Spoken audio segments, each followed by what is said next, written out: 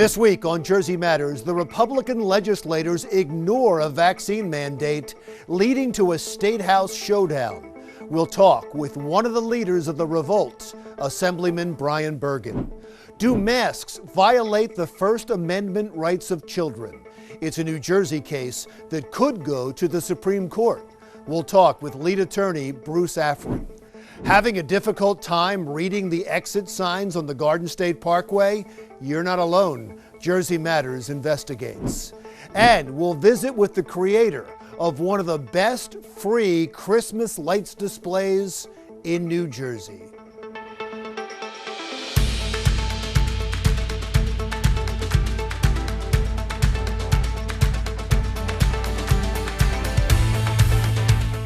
Welcome to Jersey Matters. I'm Larry Menti. We start with a high-powered State House protest against a vaccine mandate at the State House.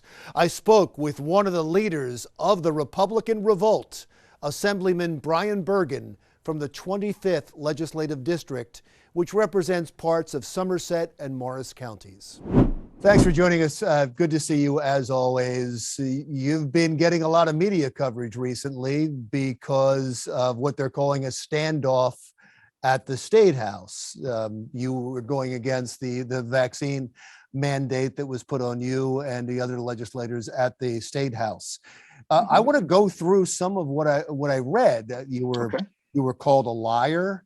You were called a hypocrite. They said you claim you were fighting for freedom. You're not. I could go on. Yep. Most of the media hasn't been kind at what you're trying to do. How do you respond? Look, it's rough. They've been rough on me from time to time, and calling me a liar is a bit over the top for me. I mean, I'm a West Point grad. I take my integrity very seriously. And the reason that they called me a liar in that particular article was because the National Guard showed up one day down at the State House, and I tweeted out that the National Guard was there to enforce the mandates. It turned, I didn't call the commander and get a briefing first on what they were doing. I just saw the National Guard there, and it was a cause for concern, and I think rightfully so. It turns out they were just there to set up testing tents to test legislators, but we're splitting hairs here. I mean, the National Guard was called into the State House to do things to prevent legislators from getting in there. And it's a bad thing. And I wasn't lying about it. Did they only set up tents and leave? Yes. But I happen to think that the state of New Jersey should have some other resources to set up tents than the National Guard. Yeah, there's a huge difference between a mistake and a lie. One takes intent. And so it did seem a little bit over the top, but there was, I thought, some legitimate criticism when they were saying that you're doing this now because it's affecting you. And they claimed that the Republicans at the State House were not there when there were other mandates that affected citizens of New Jersey. Is that fair? No, I don't think that's fair. I was the person who introduced the piece of legislation back in May of 2020 to restrict the governor's executive order powers. I introduced that legislation and we motioned it onto the floor 4 times. We've been doing everything in our legislative power to curtail the executive order powers and the unilateral actions of the governor since this thing started. But this time, there was an opportunity presented to us here to take a firm stance on something, not because it applied to us. And so everybody understands, we didn't do this or take this approach because of it affected the legislators. The reason why we took the stance down in Trenton is because we believed, let me speak for me, I believe that if I acquiesce to a policy that has me showing proof of a vaccine or proof of a negative test to get in the State House, I am, without saying the words, I am blessing off that it is then okay to have those types of policies in restaurants and hotels and bars and gyms. By me doing nothing, I'm essentially agreeing that it's okay. And I am nervous for a future in which, you and your family, whether you're all vaccinated, if you're all vaccinated, you go to dinner at a restaurant, one of your family members forgets their vaccine card and now you can't have a nice dinner. That's the future we're headed towards. So we didn't do this because we were upset that members of the legislative body couldn't get in there. This was our opportunity to take a stance against this type of policy that I believe is wholly unfair, very discriminatory, and a slippery slope towards a future I don't want to see. You said something in that answer that I think is going to concern a lot of people, that you think that we are headed there at this point. Well, this is, in my opinion, this is an indicator. This is the start of those types of policies. I mean, why would we, if they're going to put these types of restrictions on the state house, I would have to believe that is the future that they predict, because we have been going to the state house for over a year, getting our temperature taken. We wore masks. We have plexiglass shields around each of the spots where we sit. We've been doing this for a year, and now this type of policy is being instituted. There has to be an ulterior motive. This has to be the first step in their decisions to take this to a broader reach. And that's why we fought so hardly against this. So your assumption is they want to push back early, a preemptive strike against the argument that you're mandating this for us, but not for yourselves. Oh, And that's they, right. Go ahead. No, you're exactly right. And oh, by the way, the whole time we were there in the state house, we made sure that we made known the objection is not to just us. It's the public's access to the state house they're restricting. That's far more important than us. We just happen to have the ability afforded to us by the Constitution of the United States, or of the state of New Jersey, to walk past those state troopers, because they do not have the legal authority to arrest us. So we used our leverage and the protections that the Constitution of the state of New Jersey gives us to make a point on behalf of everybody in the state and to prevent this slippery slope. So what's next? I mean, if it was just that, that's not enough. That got attention, but it really has no teeth. What's next? Well, we have discussions coming up in my caucus this week. We have a session coming up on Monday, and we have to decide on an approach that we think will get us the results that we want. And again, the results that we're looking for here is to stand in the way of vaccine mandates and have people having to show proof of vaccine and negative test to go have dinner at a restaurant or to go to your local gym. We think that's way too far, and that's what we're trying to stop. It doesn't seem like the Republicans in the state house, it doesn't seem like that. It's a reality. You don't have the power to probably get this compromised or to force your will unless you do it through the courts. Well, no. So I think what we've demonstrated is that we do have the power. I think far too long, Republicans have believed that being in the minority is always a weak position. But being in the minority, you can find strength if you utilize your leverage. We used our leverage last time.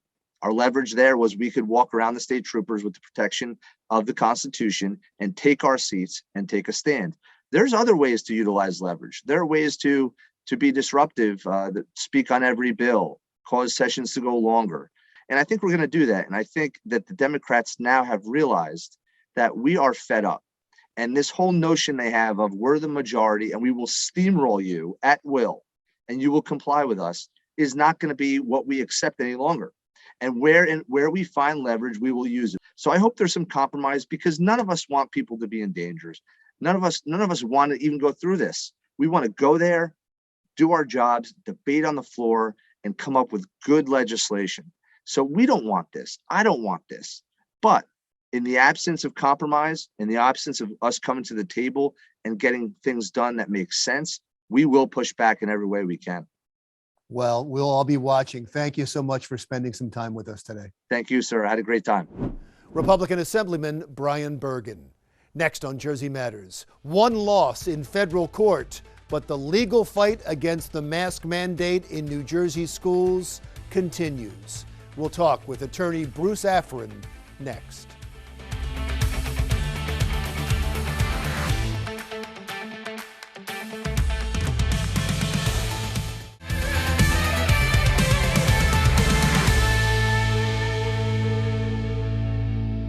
Welcome back to Jersey Matters. A federal judge denied the request for a stay of Governor Murphy's mask mandates for school children.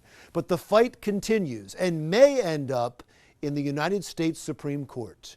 I spoke with the constitutional attorney who is leading the charge, Bruce Afrin. Sir, thanks for joining us. I'm going to read to you a headline that you are fully aware of, and I want you to react to it.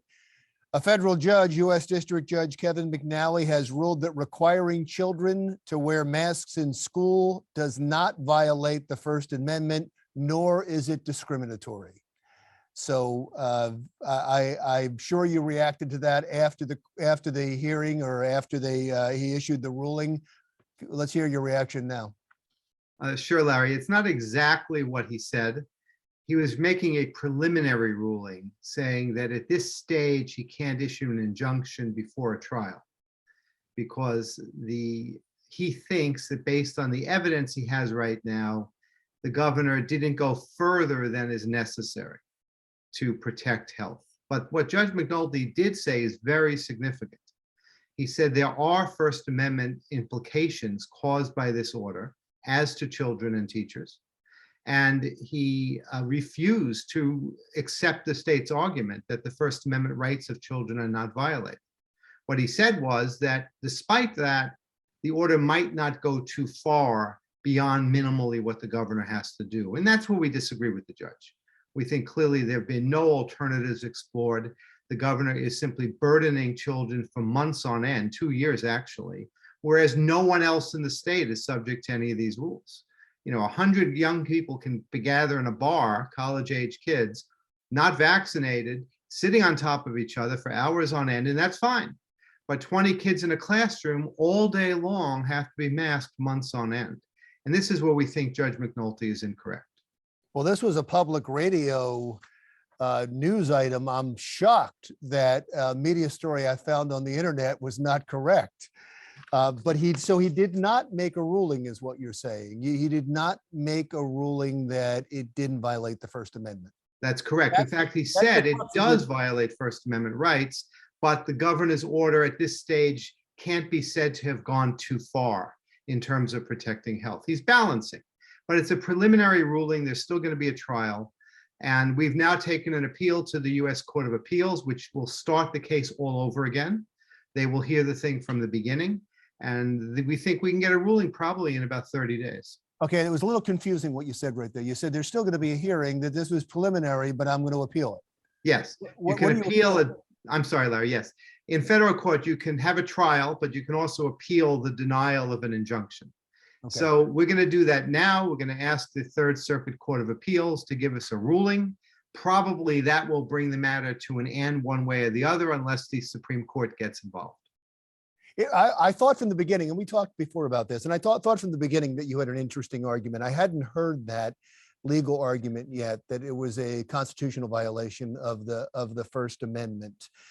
It seemed to me at the time, and it still seems to me, that you are looking for this to go to the Supreme Court. Is that right? Well, we'd like to end this as to children. If we get the added benefit of getting the U.S. Supreme Court to make a ruling that such orders are illegal, that would be even better. So we'd love to win and have the governor go away. But if the governor insists on fighting this, we do hope the Supreme Court will step in eventually. The people that you have involved with you, the Free New Jersey Kids, they're all parents, are they? They are all parents, with the exception of some teachers who have joined as well. And we have at least one teacher who is a plaintiff, and teachers' rights are violated as well for many reasons. They're forced to become police officers in the school, constantly disciplining kids about their masks. This isn't what they signed up for. Their intervention with children is ruined. They're now police, not mentors, not teachers, not friends. And this bothers teachers also.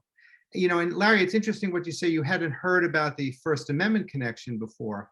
That's the innovation of this case. And Judge McNulty recognized this issue, that this masking does violate those rights of speech and association of children and teachers. I'm reluctant to go to these articles I have now, since the headline was wrong on the first one, but it also says that he pushed back on the argument that it violates the 14th Amendment as well. Is that right? Yeah, there's an issue we raised that, well, we're only doing this to kids in school and teachers. How about all those other millions of people mixing in bars and restaurants and sports venues and concert halls who are unmasked, probably unvaccinated? How come the governor doesn't put them under orders? Why just children in school? And we say this violates equal protection. I don't agree with the judge there. He said it doesn't violate equal protection because it treats everyone in the school equally. Well, that's not the point. The point is it's treating children and teachers one way and everyone else completely differently.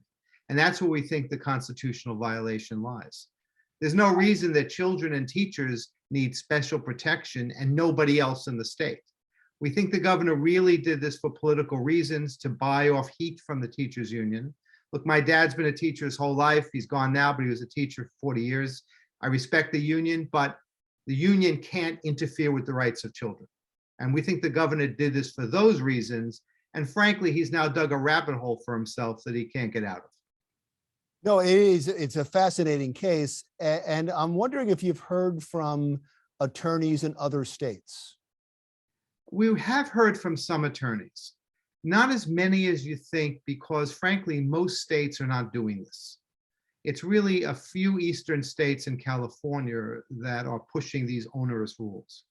Courts, by the way, Larry, in Michigan, Wisconsin, Pennsylvania, Missouri, Tennessee, and US courts of appeal have rejected all of these emergency health powers, either by governors or by presidential officials. You know, really, this is a pandemic of the executive order.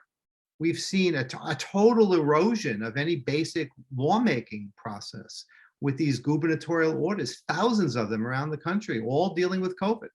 And the federal courts and the state courts are now kicking back, they're pushing back. So we'd love to get this in the Supreme Court to have a definitive ruling on these broad, unlimited powers governors have assumed. Well, we'll keep following it. It's a fascinating case. Thank you so much for joining us today. Thank you, Larry. Constitutional attorney Bruce Afrin, next on Jersey Matters. Hate it or love it, the Garden State Parkway is unavoidable when driving in New Jersey, and now we've been informed of a new public safety risk. Find out what that is coming up next on Jersey Matters.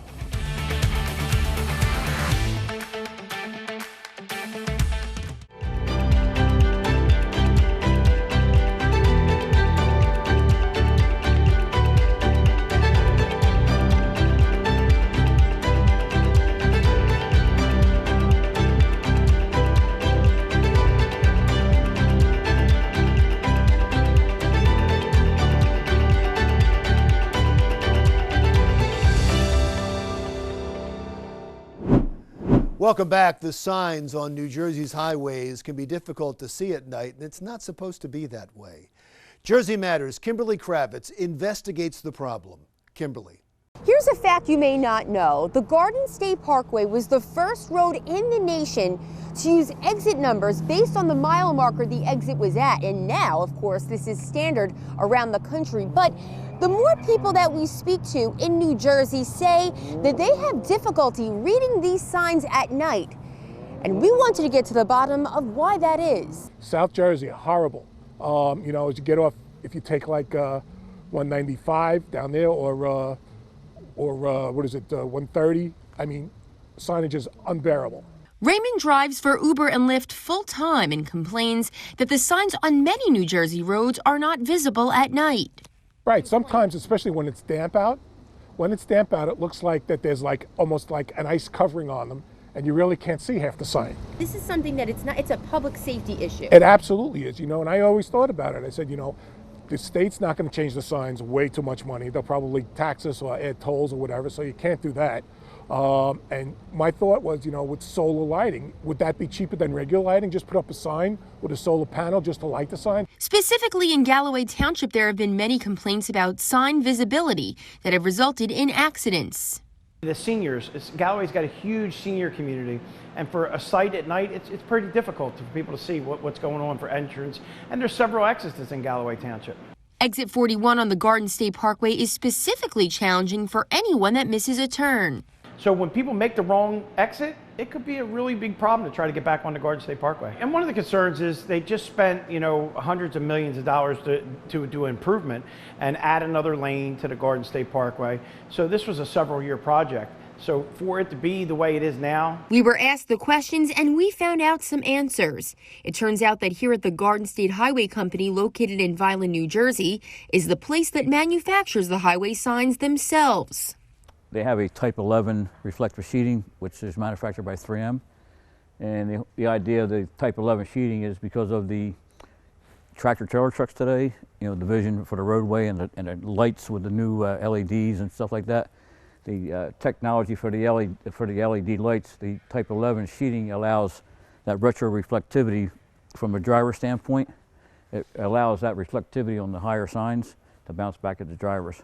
But there is a catch. Well, if you can't see it, okay, it's probably because the reflective material is basically outlived its life. This material has a 10, 12-year life cycle. It's warranties from the manufacturers. So after 10 years, 12 years, they really should start replacing their signs. Here's an example of what the reflective signs should look like on the roads. What you're seeing here, you're simulating a driver, okay, with the flashlight, what the driver sees at nighttime with the retroreflective sheeting bouncing back to the motorist's eye. The only time you're going to see a sign at nighttime that you will not see if it's outdated, it's past its warranty life, and it's basically, at its lifetime cycle, and it's basically shot.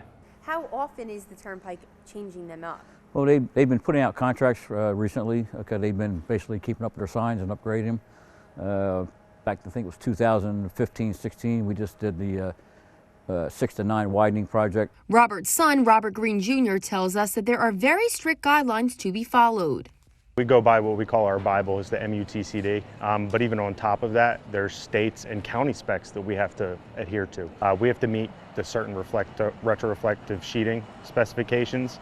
The size has to be correct, the hole punching, the corners. I mean, it's very, very intricate in terms of the amount of detail that are in this business. What it comes down to is if there's not proper specs being followed, it could turn into litigation against the city, who is responsible to make sure that they're meeting those specifications. We had several calls out to the top agency involved, the New Jersey Highway Authority, with no response yet. Robert Sinclair of AAA says that maintenance has been down since COVID-19, and that could be a factor. We're seeing maintenance has fallen off with a lot of departments of transportation because of budget problems. But fortunately, help is on the way. The big infrastructure bill that we saw passed recently has a lot of money for a lot of different things. And along with that, COVID has had a significant impact on supplies. Having a hard time with shortages right now from our suppliers because of the supply chain. Our aluminum prices have skyrocketed, basically all-time highs. Our aluminum prices from this time last year to present right now is up about 63% from this time last year. And worst part about it is they're raising our price, but we can't get the material. Here's to hoping for drivers like Raymond, the roads will see improvement next year. You think this infrastructure bill is going to help? Absolutely not, because who knows where that money's going. And as of yet, the New Jersey Highway Authority has not responded to our request for an interview. For now, reporting from Galloway Township for Jersey Matters, I'm Kimberly Kravitz. All right, thank you, Kimberly. Next on Jersey Matters. A Middlesex County cafe that employs young adults with special needs is back open after being closed due to the COVID-19 pandemic. More on the impact of their reopening next.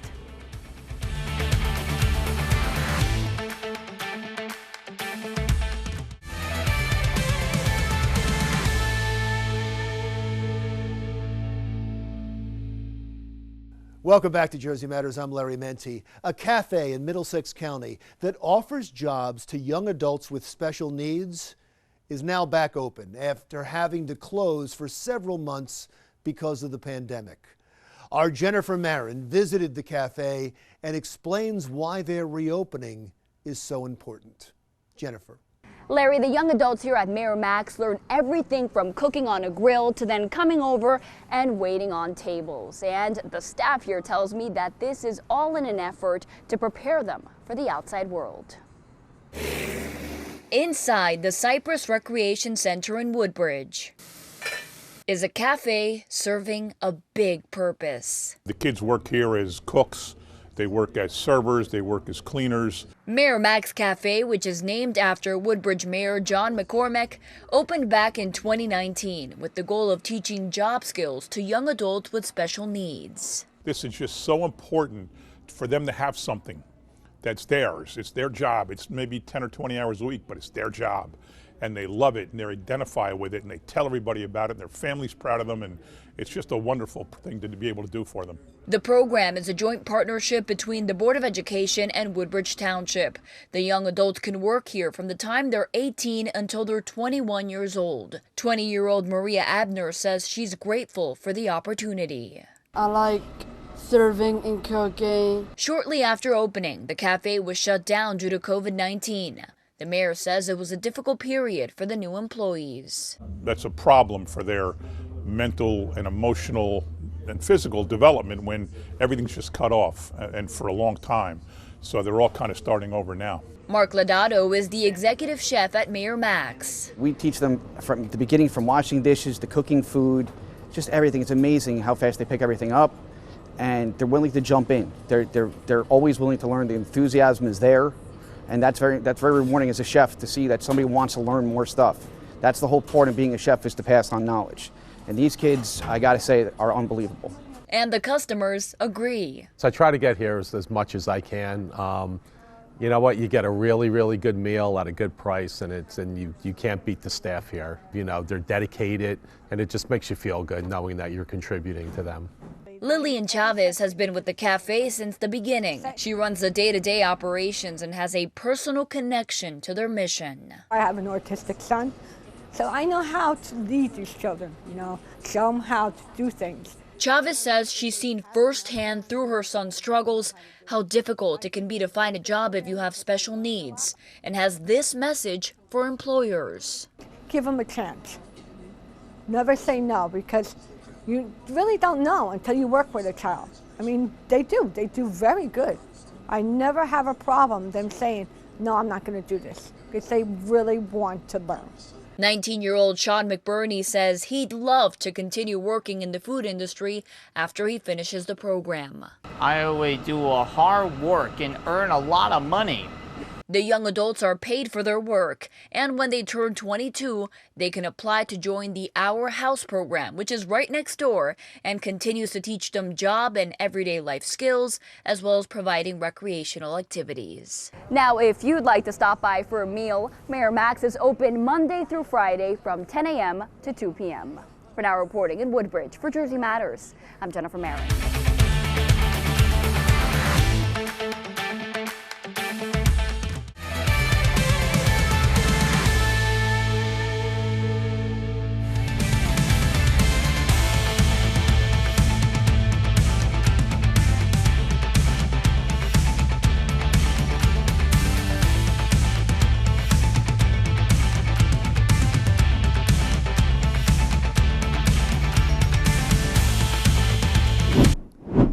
Welcome back to Jersey Matters. You may have read that COVID cases are once again spiking in New Jersey. That could mean mandates are coming. So we spoke with the man who is in charge of giving the latest COVID numbers directly to the governor, Dr. Edward Lifshitz, medical director at the New Jersey Department of Health. Sir, as always, thanks for giving us your time. I wanted to reach out to you because I just read an article about a rise in COVID cases in New Jersey, and I knew you were the person to go to. So are we experiencing a rise, and how dramatic? Thank you for having me here. And yes, absolutely. Together with most of the rest of the country, in particular the Northeast, New Jersey is experiencing a rise in cases. We first began seeing some increase as we went into the early part of the fall, late part of the summer. And unfortunately, for the last month or so, that rise has been accelerating. Now, I had read that we've had the most cases since January. That's a long time ago, just when we were coming out of the end of the pandemic, when the vaccine was first available. If that's true, that's worrisome. Is it true? Well, we're not quite back to January levels. We're a little bit below that. We're closer to where we were back in March. We're still probably about 2/3 to 3/4 of our peak last winter. But it is worrisome that our numbers are increasing. Yes, we are in both a better situation in that we are lucky, or I should say that the people of New Jersey have put in the hard work to go out and get vaccinated. So we are seeing, fewer cases, luckily, are ending up being hospitalized and dying. But it is still a serious rise in cases, and there are still a lot of people in the hospital, unfortunately, who are dying. Is this a Thanksgiving bump? It's partially that. I mean, I think it's a combination of a bunch of different things going on at the same time. Cold weather has increased. People move in, get closer indoors. That becomes harder to keep it from spreading. There is some complacency over time as people get tired of the fatigue of continuing to follow COVID and taking precautions that they should be taking. And yes, as families gather together, partially because of Thanksgiving, we do see an increase because of that as well. And of course, that does have us concerned about what will happen over the Christmas and New Year's holidays as well. Last year, that was our biggest increase. Do you know, when you share this information with the state, what they're thinking right now? Because I know in other states there's been mandates, and the vaccine mandates and mask mandates. Are we getting near a threshold? Do they have a threshold for that? The governor has continuously said that all steps are on the table, meaning if we needed to take those measures, we would, but at this point in time, I do not think that we will immediately be moving. The thing about this virus is the virus keeps on changing. We do not know for sure what's going to happen with Omicron or other variants. We do not know for sure what's going to happen with our hospitalizations and other issues. And certainly it's the threat of overwhelming the system that is our biggest concern. So long as the system can handle it, it is less likely that mandates will go into place. But certainly the governor has said that he'll do what needs to be done to protect the people of New Jersey. You said a moment ago that you share with hospitals and they share with you, and you accumulate that information. Are the hospitals, I'm looking for some good news here, are the hospitals telling you that they're not seeing as many deaths, they're not seeing as many severe cases, the stays are a little bit shorter? Well, here's the general good news. I mean, compared to our peak back in when this all first started, we only have a fraction of the number of people in the hospitals, maybe roughly a quarter or so was when our peak. And we're still a good 50% or below where we peaked out last winter as well. So the good news is that even as our cases are rising, the number of people in the hospital are not as high as they were. And the further good news is that vaccine is continuing to show that's very protective, that roughly 3/4 of everybody being hospitalized has not been vaccinated compared to the adult population in New Jersey, where the percentage vaccinated are in 80%. So it's roughly 8 times or so the chance of ending up in the hospital if you weren't vaccinated compared to as if you were. Sarah, it's always great to talk to you. The numbers are fascinating. You have so much, and I'm sure that I've only scraped the surface. Is there something that we didn't hit that you believe is important for people to know from those numbers? The single biggest thing is what people have heard before. It is so important, particularly as people are gathering with friends and family. And we do want people to encourage that, but we want to encourage that, but we strongly want to encourage people to do what they can to protect themselves, to protect their family, to protect their community. Get vaccinated, get boosted, be careful, wear masks indoors if family members or yourselves aren't vaccinated when you're around other people. When you are out in crowded indoor places, go ahead and wear a mask. Protect yourself and your family from spreading it over this, extremely important time as families gather. So we do want to strongly encourage people to go out and take those precautions. And, it's, basically in your hands to try to moderate what will happen in New Jersey in the future. Great message. Thank you, sir. Dr. Edward Lifshitz, New Jersey Department of Health. Still to come, we'll take you to one of the best Christmas lights displays in New Jersey, and it's free. That's next.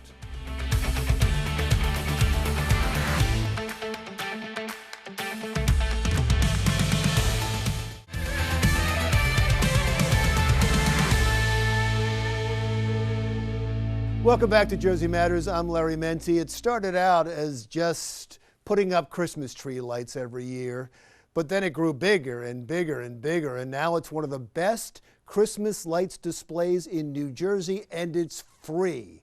Thanks to the talents of holiday lights artist Andrew Valdez from Freehold, New Jersey. Hey, Andrew, thanks so much for doing that. Before we even get started, where do you get a jacket like that? I had to do a little bit of digging on the internet, but I found it a couple of years back, and it's been one of my favorite outfits ever since. Well, it's fitting. I mean, it's completely fitting, and so is everything behind you. It seems like you are absolutely doing what you love. Yeah, absolutely. Both at work and at home. It's Christmas lights just about 24/7 for me. So before we get into what you do now, how did you get started in this? When you were a kid? Yeah, absolutely. So when I was very young, one time I got home from a shopping outing with my mom.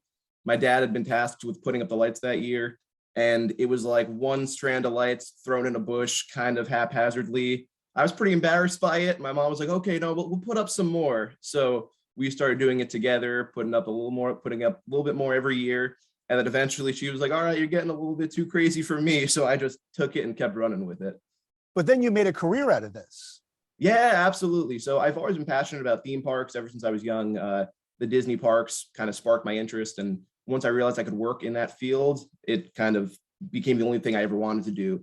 So for the past few years, I've been working at Sesame Place in Langhorne, Pennsylvania, in the event theming department, where we do all the theming for Halloween and Christmas. So I get to do Christmas lights at home, at work, and more recently, I also started up at Six Flags in Jackson, New Jersey, working on their special holiday events as well. Wow. So people can go to Six Flags right now and see your work. Yeah, absolutely. It's the Holiday in the Park event runs until January 1st at Six Flags, and the drive-through event for the same runs until about January 15th.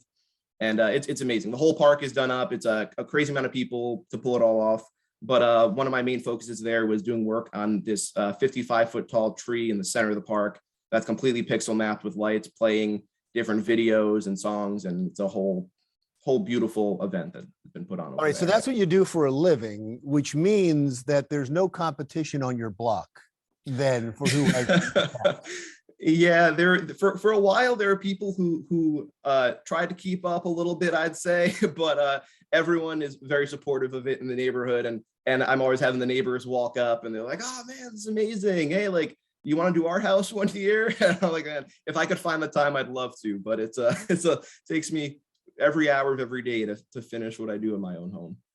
Have you ever estimated the amount of money into the decorations on your house? I try to avoid thinking of those numbers. I mean, it definitely adds up. Every year it's a little bit more. I try to spread it out. So every year I'm like, oh yeah, what's another couple hundred this year, a couple hundred that year.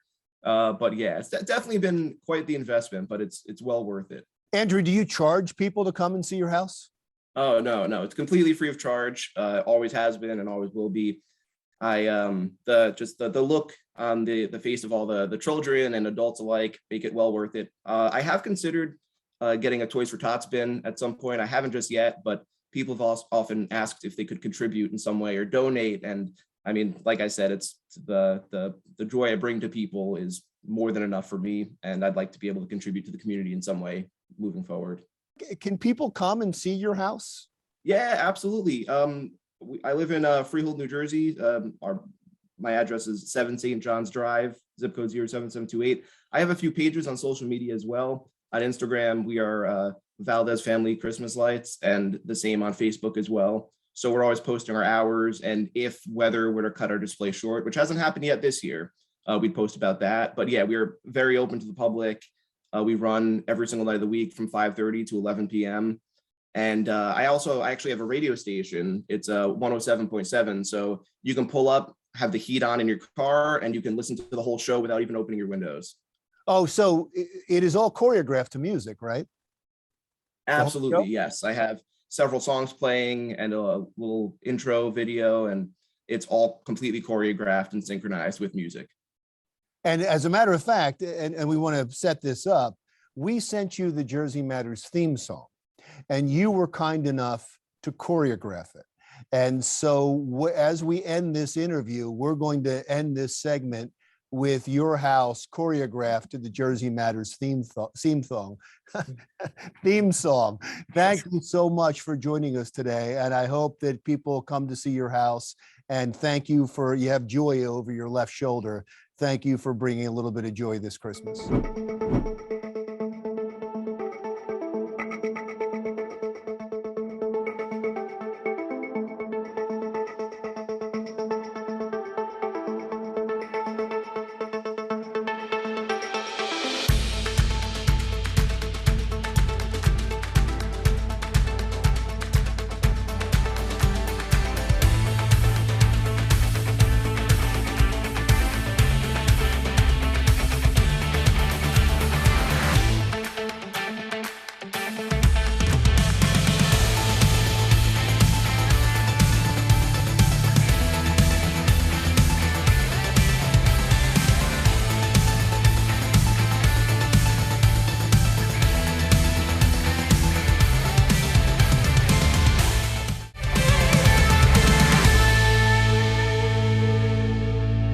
deadly tornadoes that tore through Kentucky impacted so many families and brave first responders.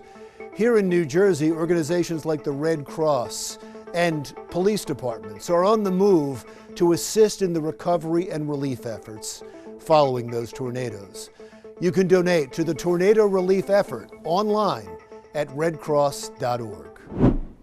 I think it's safe to assume that if you're a snow lover like me, you have been sorely disappointed with the pattern we have been stuck with. The Eastern Pacific Oscillation is one of the many indices that we look at to help us forecast mid and long range. Well, it has not been conducive for snow production at all, as it's in its positive phase with low pressure in the Gulf of Alaska, and that promotes cold air being bottled up into Canada and the lower 48 being overwhelmed by that Pacific flow. It does look like things are going to be changing up a bit as high pressure positions itself south of Alaska, and that should allow the jet stream to buckle and us end up with the colder air eventually getting here. So the EPO will start to go into its negative phase as we approach the official beginning of the winter season. So a lot of people are asking, is it going to be a white Christmas? Well, historically speaking, our chances are low, but with that change coming, we could be closer to that 25% chance. For Jersey Matters, I'm Nor'easter Nick.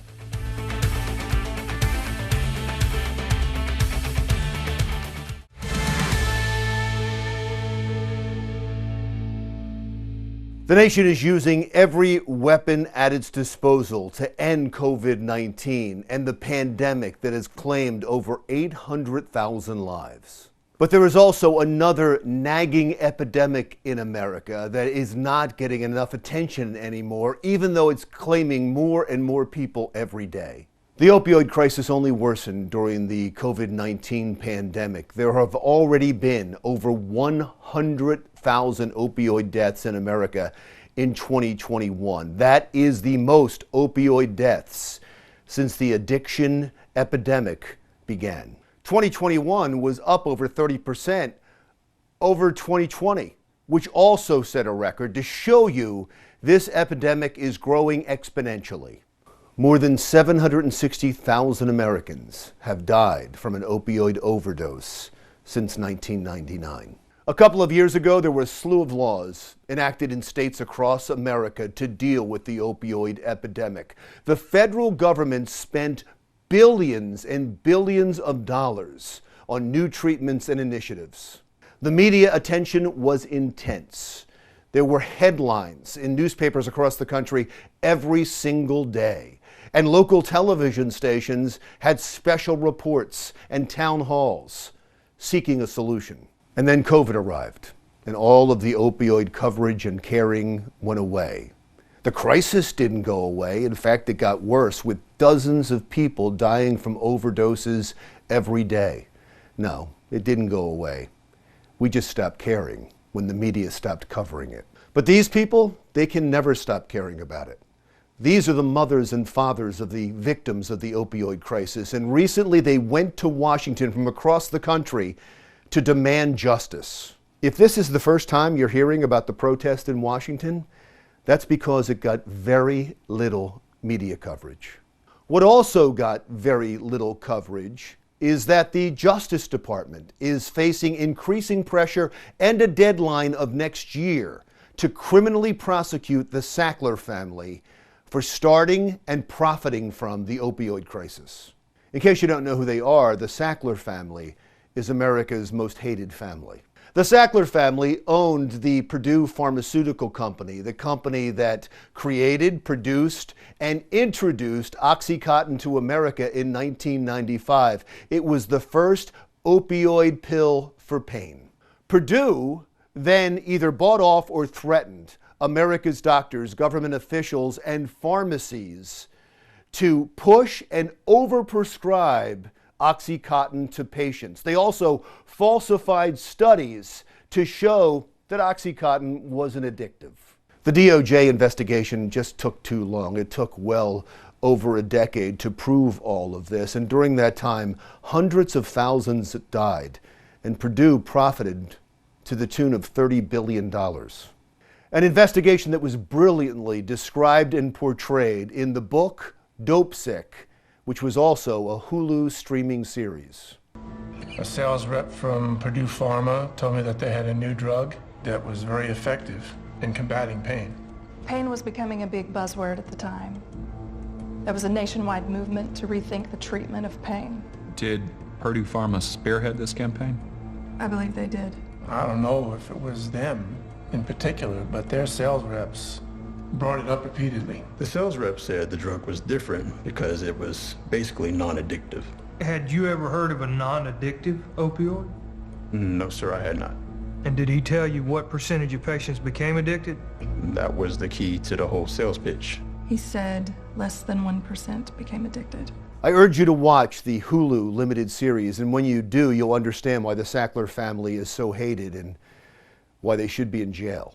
Purdue Pharma has been dissolved in bankruptcy proceedings and was fined over $8 billion after having to plead guilty to 3 felony counts of fraud. But the Sackler family walks away with almost 3 times that amount of money.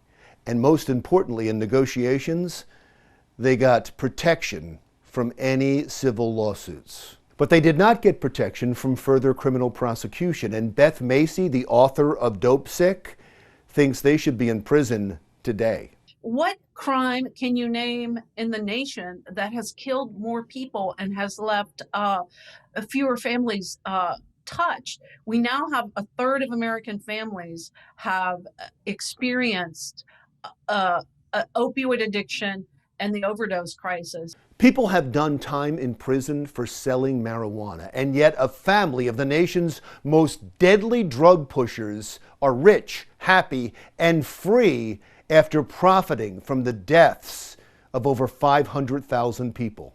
I will keep doing these commentaries on the opioid crisis and on the Sackler family because it deserves your attention. In the meantime, I urge you to either read the book or watch the Hulu series, Dope Sick. And when you do, you're going to realize that even though we don't have any hard evidence that the COVID-19 virus was manufactured in a lab, we do have evidence that the opioid epidemic was manufactured in a lab and it was no accident, and the criminals responsible should be prosecuted to the fullest extent of the law. I'm Larry Menti. We'll talk again soon.